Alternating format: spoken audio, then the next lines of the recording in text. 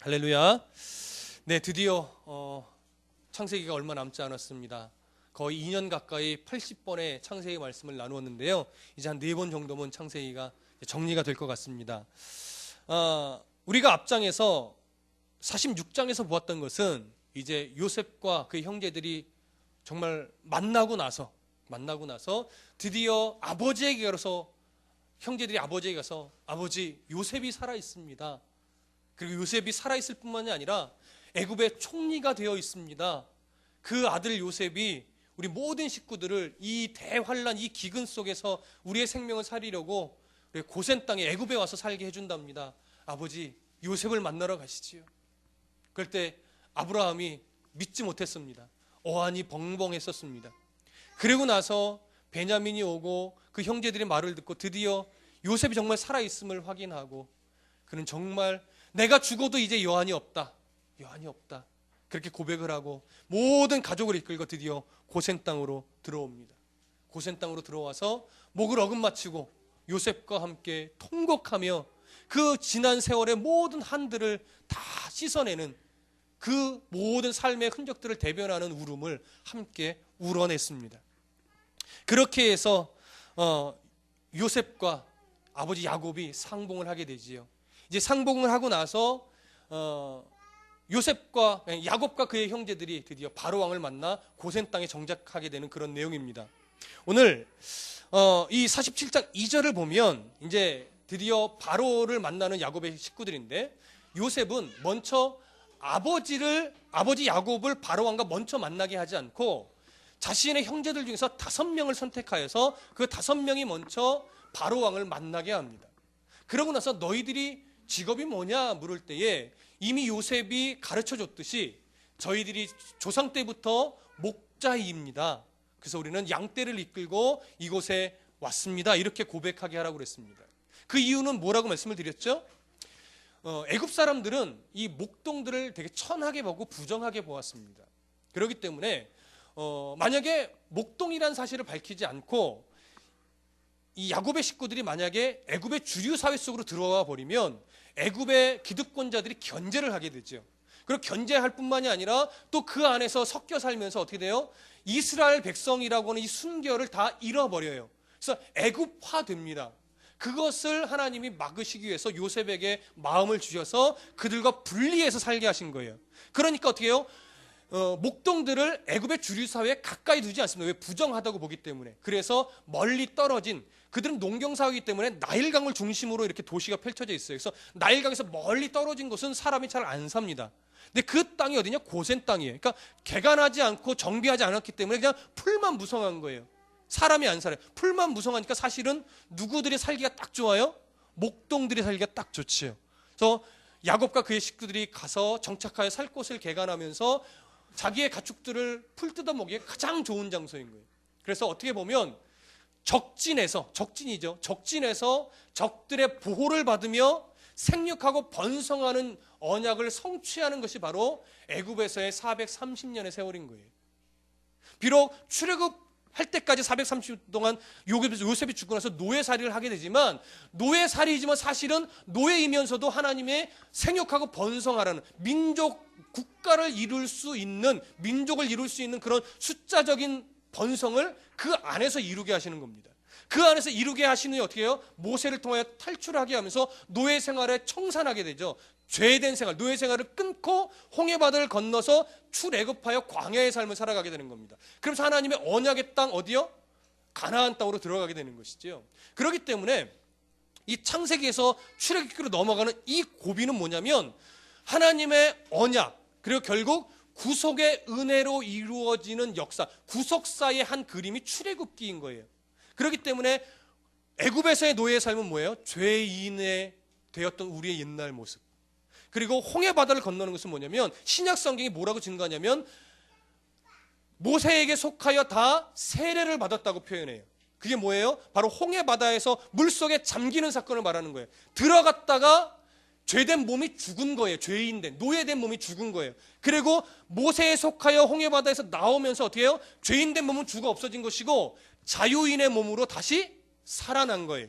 그게 하나님의 백성된 모습입니다. 그리고 약속의 땅 어디요? 가나안 땅으로 향하여 가는 것이죠. 그래서 출애굽기는 구속의 역사의 모델이고 그림이고 상징인 거예요. 그래서 창세기와 출애굽기를 연결해서 보셔야만 해요. 그 과정에 있어서 오늘 그것을 이루어 가기 위해서 하나님이 야곱의 식구들을 가나안 땅에 이끄셨고, 거기서 생육하고 번성하는 은혜를 성취하기 위해서 바로를 만나서 고센 땅을 자기들이 살아갈 터전으로 받는 그런 오늘 내용인 것입니다. 그러면 여기서 한 가지 우리가 생각해 볼 게 뭐냐면, 요셉이 야곱 형제들 중에 5명을 선택하여 바로 왕에게 만나서 인사를 하고 대화를 하게 했잖아요. 어떤 사람 5명을 선택했을까요? 어떤 사람? 이렇게 질문해 볼게요. 허우대 멀쩡하고 좀 젠틀해 보이고 딱 볼 때 멋진 사람 5명을 선발했을까요? 아니면 보기에 좀 엉성하고 좀 볼품도 없어 보이고 뭐 머리에 든 것도 없어 보이고 이런 아주 볼품없는 그 모친소에 해당하는 그런 5명을 선출해서 바로왕 앞에 서게 했을까요? 전자이겠습니까? 후자이겠습니까? 예리해지셨는데 성경 공부를 하시더니 예리해지셨어. 후자예요. 근데 왜 후자일까요? 바로 애굽 사람들에 대한 어떤 견제를 받지 않게 하기 위해서. 그래서 약자의 겸손함을 그 바로왕 앞에 보여줌으로 인해서 큰 부담 없이 고센 땅을 내어주도록 하기 위한 약자의 겸손을 나타내기 위해서 가장 연약해 보이는 형제 5명을 선출해서 바로왕을 만나게 한 겁니다. 저들이 뭘 할 수 있겠느냐, 이런 걸 보이는 것이죠. 그리고 또 하나의 이유가 있어요. 또 하나의 이유. 그리고 바로왕 앞에 형제들을 먼저 만나게 한 요셉의 의도가 뭘까요? 야곱 아버지로 하여금 바로왕에게 뭔가 부탁하거나 아쉬운 소리를 하지 않게 하기 위해서.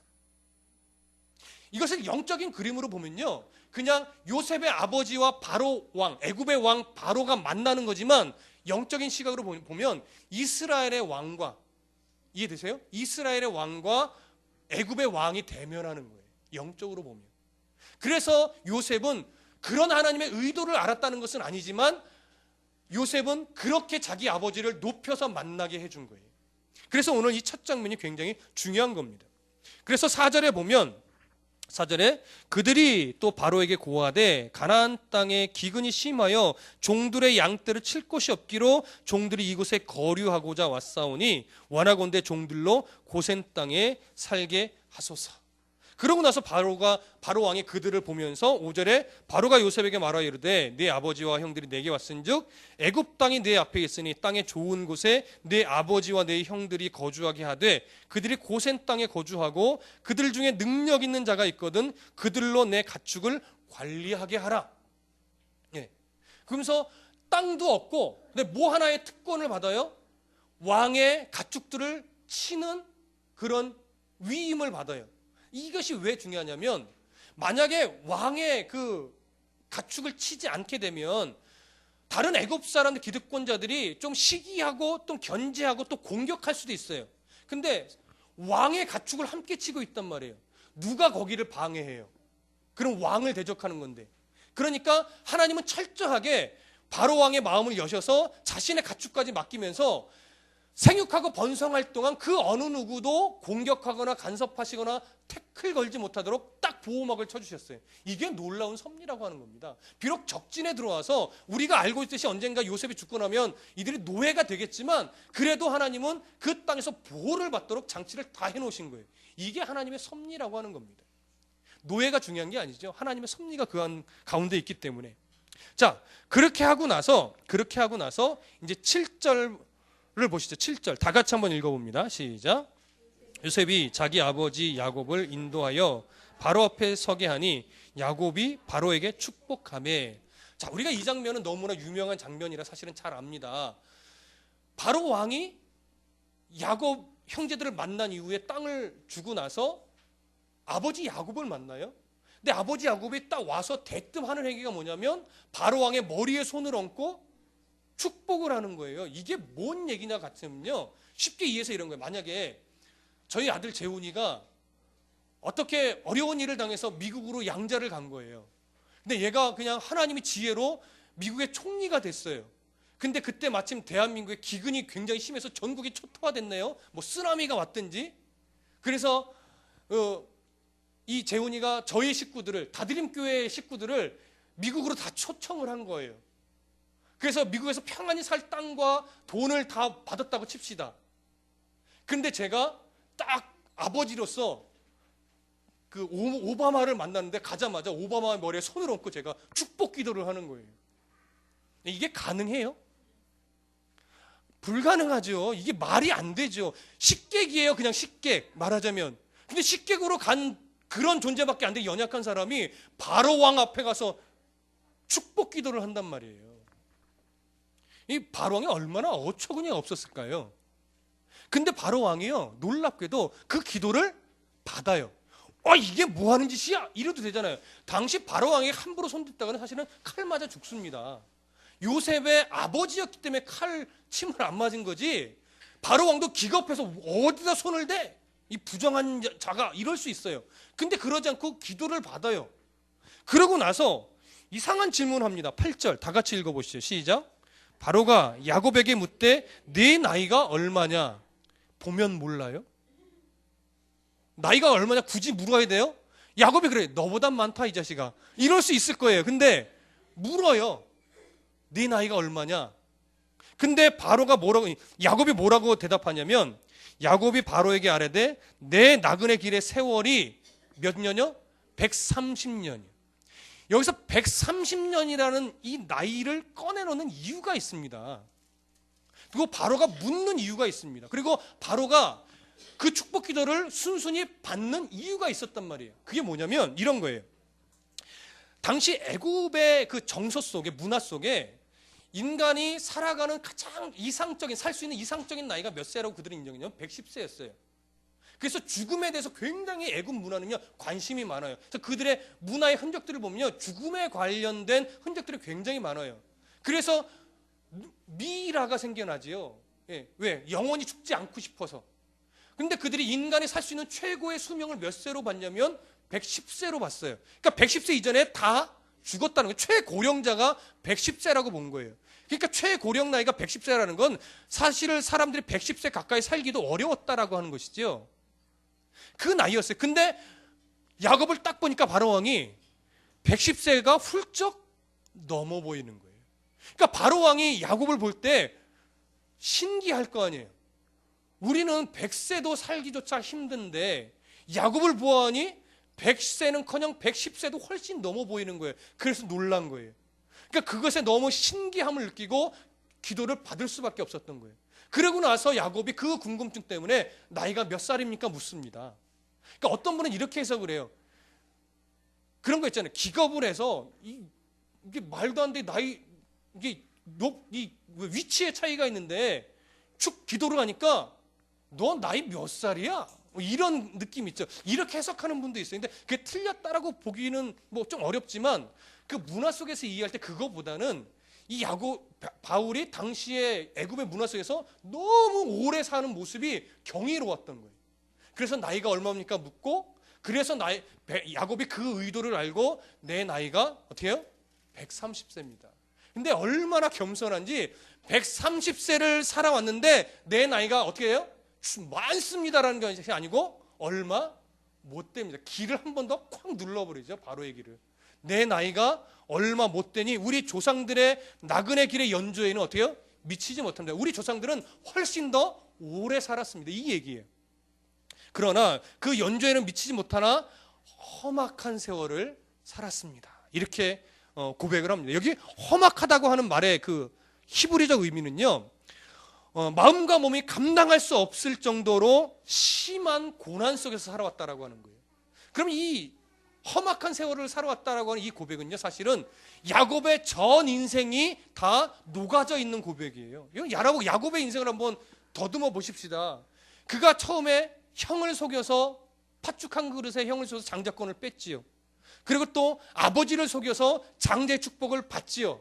거기까지는 자기 잔머리로 됐는데 형 에서가 두려워서 그때 도망칩니다. 바단 아람으로 가서 삼촌 라반의 집에서 살게 되죠. 근데 호적수를 만나요. 삼촌 라반이요, 이 야곱보다 훨씬 더 속임수의 대가인 거예요.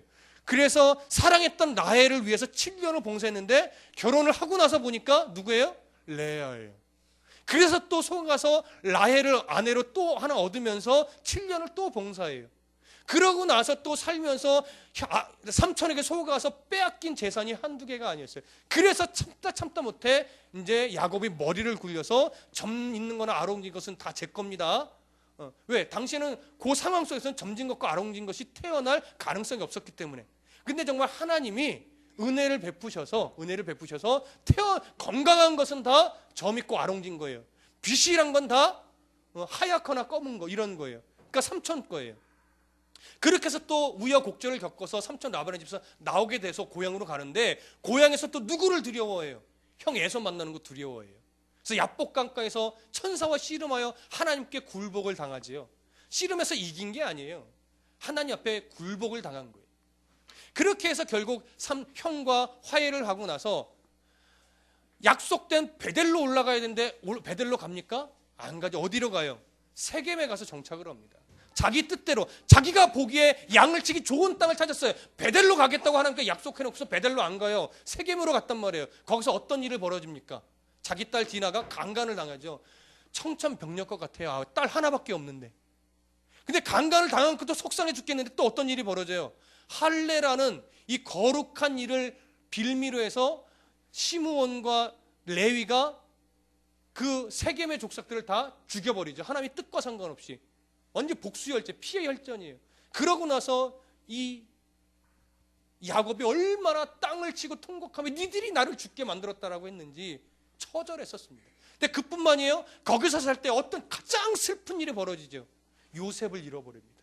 요셉이 죽은 줄로 압니다. 그 이후에 야곱은 요셉을 만나기 전까지 슬픔과 고통과 아픔의 역사예요.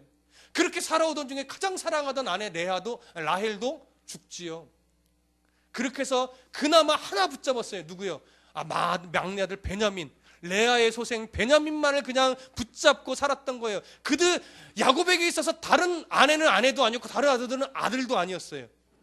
그래서 내 아내, 내 사랑하는 아내 라헬의 아들, 내 아들 베냐민 하면서 다른 아들들은요 아들이라고 말도 꺼내지 않고 다른 부인들은 부인이라고 치지도 않았어요. 그러니 그동안 살아왔던 이 형제들 아들들의 상처가 얼마나 깊겠습니까? 그래서 요셉을 미워했던 거잖아요.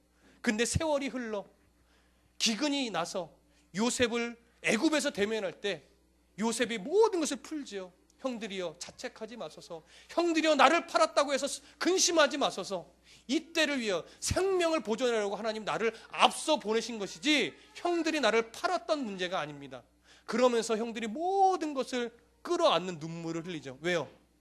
형들도 억울하고 상처받는 삶을 살았던 것을 요셉이 봤던 거예요. 요셉은 늘 나만 억울한 줄 알았어요. 나만 억울하고 나만 힘들었고 나만 고통의 세월을 견딘 줄 알았는데 나중에 되돌아보니까 형들도 아버지를 아버지라 부르지 못하면서 마치 홍길동처럼 그런 억울한 삶, 그런 비통한 삶을 평생을 살았던 거예요. 그래서 형이요 우리 모두 억울한 자가 아닙니다. 우리 모두 슬퍼할 자가 아닙니다. 이제 하나님이 이때 우리의 생명을 살려내시는 겁니다. 그래서 언약의 백성 야곱 가문을 살리시고 더 구체적으로 보면 다윗의 예수 그리스도의 조상이 되는 유다를 살려내시는 그런 역사를 이뤄낸 거예요. 그렇게 그런 역사를 다 묻어있는 고백이 뭐예요? 험악한 세월을 살았다고 하는 것이죠. 거기서 야곱이 그 인생의 끝자락에서 정말 하나님의 뜻, 하나님의 역사 이걸 본 거예요. 그러니 담대하게 바로왕 앞에 손을 얹고 기도할 수 있는 용기가 생겨났죠. 그 험악한 세월 속에서 만난 하나님 때문에 그랬던 겁니다. 자, 그렇게 바로를 축복합니다. 그래서 10절에 보시면 야곱이 바로에게 축복하고 그의 앞에서 나오니라 이렇게 말하고 있습니다. 근데 여러분 한번 생각해 보십시오. 축복이라고 하는 것은 낮은 자가 높은 자에게 하는 겁니까? 높은 자가 낮은 자에게 하는 겁니까? 그렇죠. 높은 자가 낮은 자에게 하는 거예요. 그런데 지금 상황적으로 보면 바로가 높아요? 야곱이 높아요? 바로가 높아요. 야곱은 축에도 못 들죠. 그런데 영적으로 보면요. 누가 높아요? 야곱이 높습니다. 왜요? 하나님은 야곱을 언약의 백성으로 삼으셨고 축복의 통로로 삼으셨고 이스라엘이라고 이름을 바꾸시면서 민족의 시조가 되게 한 사람이에요. 그래서 이 이후에 보면 이스라엘 백성이라고 하는 차원에서 야곱을 부를 때는 언제나 이스라엘이라고 부릅니다. 야곱 개인의 차원에서 부를 때는 야곱이라고 부릅니다. 그래서 여기 보세요. 야곱이 바르게 축복하고 그 앞에 나오고 그러면서 이 뒤에 보면 이제 이스라엘이라고 지칭할 때가 있어요. 그때의 상황들을 보면 하나님이 민족적인 차원에서 이 그림을 그리고 있다는 것을 여러분 알게 됩니다. 히브리서 7장 7절에도 보면요, 이렇게 기록되고 있어요. 논란의 여지 없이 낮은 자가 높은 자에게 축복을 받느니라. 이게 하나님의 원리예요. 낮은 자가 높은 자에게 축복받는 거예요. 그러니까 하나님은 지금 이 상황을 외적인 높고 낮음으로 봤다라고 하는 거예요. 영적인 높고 낮음으로 봤다라고 하는 거예요. 영적으로 하나님 보신 거예요. 그래서 야곱은 충분히 바로에게 뭐예요? 축복을 베풀 만한 자격이 되는 거예요. 바울이 인정을 하든 안 하든 하나님의 시각입니다. 성경이 오늘 우리에게 이것을 통해서 보여주는 것이 무엇입니까? 사실 우리는 세상적으로 얼마나 낮은 자예요. 그렇죠? 얼마나 낮습니까? 우리가 내세울 게 뭐가 있어요? 다듬교회 이태희 목사 유학을 갔다 온 사람도 아닙니다. 내세울 거 아무도 없습니다. 여러분은요? 내세울 거 있으세요? 부자세요? 명예 좀 있으십니까? 우리는 보잘것없어요. 그런데 우리는 그렇게 외면적으로는 참 낮은데 하나님이 우리를 어떤 자로 높여놓으셨냐고요. 누구보다도 오바마보다도 더 높은 자로 우리를 세워주신 거예요. 근데 문제는 뭐냐면 이것을 현실 속에서 인정을 안 해요. 그리스도인들이. 세상에서 낮으면 늘 꿇은 인생으로만 여기려고 해요. 그래서 늘 부르짖는 게 뭐예요? 나 좀 높여주세요 해죠. 근데 아니에요. 하나님은 이미 우리를 하나님 나라의 백성, 그 만군의 여호와 창조주 하나님의 자녀로 높여놓으셨단 말이에요. 그래서 누구든 축복할 수 있는 존재를 만들어주셨는데 내가 낮으니까 축복을 못해요. 자신이 없어서. 아니에요, 여러분. 여러분 누구에게든 축복을 베풀 수 있는 자격이 되시는 분입니다. 돈 좀 없으시다고요? 어때요? 그게 하나님 나라에서 아무 영향을 미치지 않는데요. 돈이 많으면 하나님 나라에서 만나요? 여러분 이런 얘기를 들었어요? 염을 하잖아요. 사람을 죽으면 그 염을 하고 이렇게 옷을 입히잖아요. 그 옷을 뭐라 그러죠? 갑자기 생각이 안 나. 수의. 수의에는 뭐가 없다고 그러대요? 네, 주머니가 없다고 그러대요. 왜요? 이 세상에 재물이건 명예건 가장 좋아하는 것이 아무것도 가져갈 수 없기 때문에. 그게 인간의 본질이에요. 우리는 이 땅에서 아무리 가치 있는 것도 하나님 나라에서는 가치가 없어요. 하나님 나라는 황금길이래요. 종종 말씀드렸죠? 왜 하나님 나라의 길이 황금길일까요? 이 땅에서 가장 귀한 것은 황금이에요. 하나님 나라에서는 발에 치이는 게 황금이에요.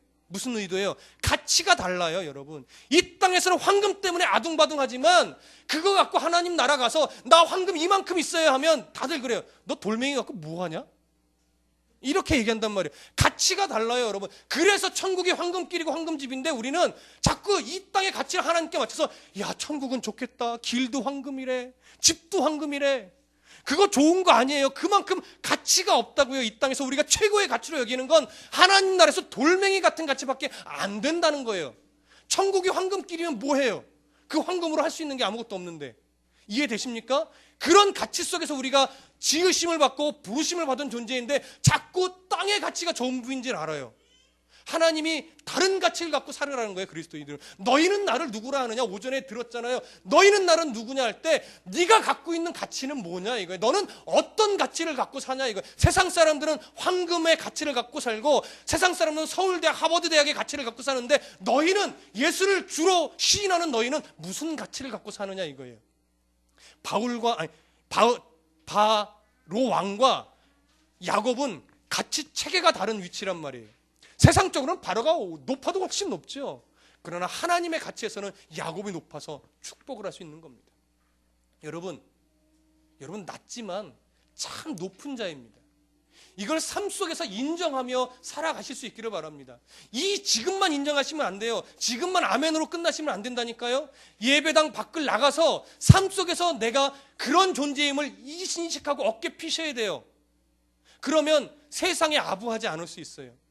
꼭 로비하지 않을 수 있어요. 세상의 법칙은 로비해야 돼요. 뒷돈 얹어줘야 된단 말이에요. 조금 편법을 써야 된단 말이에요. 근데 그리스도인은 그러시면 안 돼요. 그럼 여러분 편법 안 쓰고 기도해서 정직하게 사업하면 잘 될까요? 아니요. 망할 가능성이 더 많아요. 근데 망하더라도 그렇게 망하셔야 돼요. 그러면 하나님이 안 죽이세요. 근데 많은 사람들이 그 망하는 거 두려워서 어떻게 해요? 편법을 쓴다고요. 그러면서 이렇게 얘기해요. 하나님도 이해하시겠지. 어디 그래요? 성경에 그런 말 있어요? 아니요. 하나님은요, 성경에 늘 강조하는 게 그거예요. 죽으면 죽으리라. 그래서 다드림교를 세울 때 제 안에 있었던 제가 다짐했던 게 그거예요. 인간의 방법, 하나님을 놓친 인간의 방법으로 전도하거나 인간의 방법으로 교회를 이끌지 않겠다 이거예요. 그거였어요. 하나님이 문 닫게 해서 하나님의 성도 안 보내서 문을 닫으면 하나님 때문에 닫아보자라고 하는 거였어요. 내 방법 쓰다가 내가 내 힘을 갖고 아둥바둥 하다가 문을 어쩔 수 없이 닫는 그런 교회가 아니라 내가 말씀에 바로 잡아서 바르게 쓰는데 하나님이 안 보내셔서 문을 닫으면 나는 기쁘게 문을 닫겠다. 그 마음을 하나님이 주셨었어요. 근데 2년이 넘어가고 3년째 접어들었어요. 월세 안 밀렸습니다. 빡빡한 늘 삶이었지만 재정이었지만 빚이 없어요. 어느 달은 생활비 한 푼을 못 줬어요. 근데 어쨌든 마이너스일지언정 빚이 없어요. 그래서 올해 넘어갈 때 제 작은 소원 하나가 뭐냐면 이게 그 어쩔 수 없이 카드를 쓰잖아요. 낭비하지는 않지만 그게 자꾸 이제 못 채우니까 마이너스로 남잖아요. 요즘은 최소 금액만 결제되면은 이게 펑크는 안 나니까. 그래서 올해 소원 하나님 이거 카드 빚을 제로 포인트로 좀 만들고 싶은데 안 될까요? 근데 안 되더라고요. 안 될 줄 알았어요. 안 되는 듯 했어요. 근데 제로 포인트는 아니에요. 근데 제로 포인트에 가깝게 그것을 다 해결하고 이제 다음 주에 생활비 줄 거거든요. 그 정도 수준까지 또 만들어 주셨어요. 그러니까 2013년도 들어가면서 하나님은 걱정하지 마. 그 사인을 늘 주시는 거예요. 그러니까 이 길을 어떻게 해요? 안 갈 수가 없는 거예요, 여러분. 여러분 그런 삶이 되셔야 돼요. 예수의 이름 때문에 망해보자고 각오하는 성도가 생겨나야 돼요. 예수의 이름 때문에 문 닫아보는 교회가 되자. 예수님 때문에 그런 각오가 있어야 되는데 교회도 성도도 그 각오를 못해요. 왜? 정말 망하면 어떡하지? 이 두려움이 예수님보다 더 앞서니까요. 그러다 정말 문 닫으면 어떡하지? 이러다 정말 성도 안 오면 어떡하지? 이 근심이 더 커지면 하나님보다 그 근심 속에 사로잡혀서 바른 목회, 바른 그리스도인다는 삶을 못 살아가는 거예요. 그런 용기를 낼 수 있는 자부심이 어디서 와요? 나는 세상에선 낮다. 그러나 하나님이 나를 가장 높은 자로 올려주셨다. 이 사실을 야곱이 인생 속에서 130년의 인생 속에서 발견한 거예요. 야곱은요 130년 걸렸어요. 여러분은요 벌써 깨닫고 있잖아요. 야곱이 복돼요, 여러분이 복돼요. 저는 자신 있게 말해요. 제가 더 복돼요, 야곱보다. 여러분이 야곱보다 더 복돼요. 여러분은 130만 년 만에 그거 깨닫는 분이 아니라 기껏해 5, 60년, 70년 만에 이 사실을 깨닫고 계시잖아요. 그러니 오늘부터 더 어깨를 피십시오. 세상 속에서 좀 초라한 것까지 것 별거 아닙니다. 그리스도인으로서 하나님이 높여주신 자답게 어깨 피고 살아가십시오. 괜찮습니다. 하나님이 여러분들의 손을 놓지 않습니다. 여러분이 자꾸 놓으려고 할 뿐입니다. 그 사실을 130년 만에 깨닫고 그 바로왕 앞에 축복을 할 수 있는 담대함이 야곱에게 있으셨단 말이에요. 그 담대함을 갖고 2013년도를 살아가시면 좋겠습니다. 여러분 이 사실을 증명이라 하듯이 다음 내용에 아주 중요한 사실이 하나 나옵니다. 이것을 덧붙이면서 제가 마무리하겠습니다. 13절부터 26절의 내용을 다 읽진 않겠는데 여러분 나중에 꼭 읽으십시오. 13절부터 26절 안에 무슨 내용이 담겨 있냐면 기근이 계속해서 애굽에도 그렇고 여러 지방에 기근이 더 심해지는 거예요. 그러니까 이제 사람들이 그동안 비축해 놓은 것을 먹고서 곡식이 다 떨어졌어요. 그러니까 집에 있는 가재도구를 다 갖고 와서 요셉 앞에 팔아요. 이거 받으시고 곡식을 좀 주십시오. 근데도 또 조금 먹으면 다 없어지죠. 기근이 더 심해지니까. 아직 5년이나 더 남은 상태였거든요. 그러니까 또 가축을 데리고 와요. 가축을 팔아요. 그래서 곡식을 얻어가요. 이게 또 얼마 못 가죠. 그러니까 또 배가 고프잖아요. 그러니까 이제 요셉에게 와서 백성들이 뭐라고 말하냐면 저희 토지도 받아주시고 저도 종으로 받아주셔서 제발 이 기근에 먹고 살 수 있게만 해주십시오.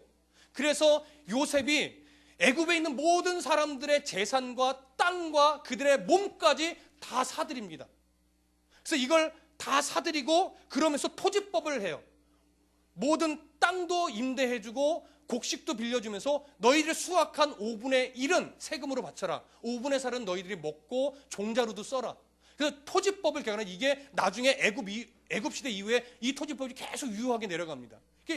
요셉이 얼마나 지혜로워요. 토지법까지 만들어요. 그 내용이 26절까지 나와 있는 내용이에요. 그러면 13절에서 26절에 그렇게 해서 사들이게 됐고 그렇게 해서 토지와 종들도 얻게 됐고 이것을 다 바로에게 바쳤어요. 그러니까 바로에게 바쳤다는 것은 바로 개인에게 줬다라는 이야기보다 바로의 국고에 환납했다라고 하는 얘기예요. 그렇게 해서 애굽이라는 나라가 바로 왕의 손에 완벽한 나라가 됐죠. 다 바로의 소유가 돼버렸죠. 그러면 이게 왜 이 내용이 기록됐느냐라고 볼 때 요셉의 이 지혜로움을 그린 걸까요? 아니요. 보세요. 애굽의 식구들을 만나서 토지를 준 건 누구예요? 바로가 줬잖아요. 토지를 준 거. 그럼 거기서는 누가 갑이에요? 웃는 사람이 안 생겨. 이러면 딱 이게 터져야 되는데 누가 갑이에요? 바로가 갑이죠. 높은 자지요. 근데 성경이 그 이후에 야곱이 축복하는 걸 통해서 아니다, 야곱이 더 영적으로 볼 때 높은 자라는 걸 하나 딱 드러내놓고서 그 뒤에 이 내용을 통해서 바로가 야곱의 식구들에게 비록 땅을 주는 자였지만 실제로 바로의 재산을 불려주는 사람은 누구라고요? 요셉이라고요. 요셉은 누구의 은혜로 줄 수 있게 됐어요? 하나님의 은혜로. 그러니까 결국 하나님을 통해서, 하나님의 은혜로 요셉을 통해서 재산이 늘어나지 않았으면 바로도 줄 수 있는 자예요, 없는 자예요? 없는 자예요. 누가 더 높아요? 요셉이 더 높다고요. 요셉을 높여주셨기 때문에. 그러니까 결국 바로나 애굽이 높은 것이 아니라 하나님의 언약의 백성 야곱의 가문이 야곱의 가문을 높여주신 거라고요. 그걸 잊지 말라고 지금 이 47장이 이 내용들을 기록하고 있는 거예요. 확증을 시켜주는 겁니다. 얼마나 멋지십니까? 우리 하나님이 이런 하나님이란 말이에요. 자, 27절을 보시면 이제 이스라엘 족속이 애굽 고센 땅에 거주하며 거기서 생업을 얻어 생육하고 뭐예요? 번성하였더라. 이것이 바로 하나님의 뜻의 성취되는 겁니다. 생육하고 번성하라. 어느 때부터 하셨던 약속이에요? 아브라함 때부터. 이삭에게도 하셨고 야곱에게도 하셨고 요셉에게도 보여주신 이 언약이 드디어 이때 성취가 되고 있는 겁니다. 어디서? 적진 속에서. 그들은 아직 모르지만. 이렇게 해서 이제 야곱도 거의 죽을 날이 가까워 옵니다. 하나님은 이런 땅에서 낮은 자로 들여보냈지만 결국은 높은 자의 삶을 살아가게 하셨습니다. 오늘 우리는 여기서 여러분들 우리 자신들을 더 한번 되돌아보셔야 돼요. 여러분들 좀 전에도 강조했지만 여러분들은 낮은 자로 살아갈 수밖에 없을 겁니다. 그러나 땅에서는 조금 낮을지 몰라도 하나님은 우리를 높은 자로 세워주셨던 만큼 어깨 펴고 당당하게 어디서든 주의 방법과 주의 가치관을 놓치지 않고 하나님의 뜻을 분별하며 성령을 위하여 심는 성도로서 그렇게 당당하게 살아가는 하나님의 백성, 하나님의 자녀가 되시기를 소원합니다. 여러분들은 낮지만 높은 자입니다. 기도하겠습니다.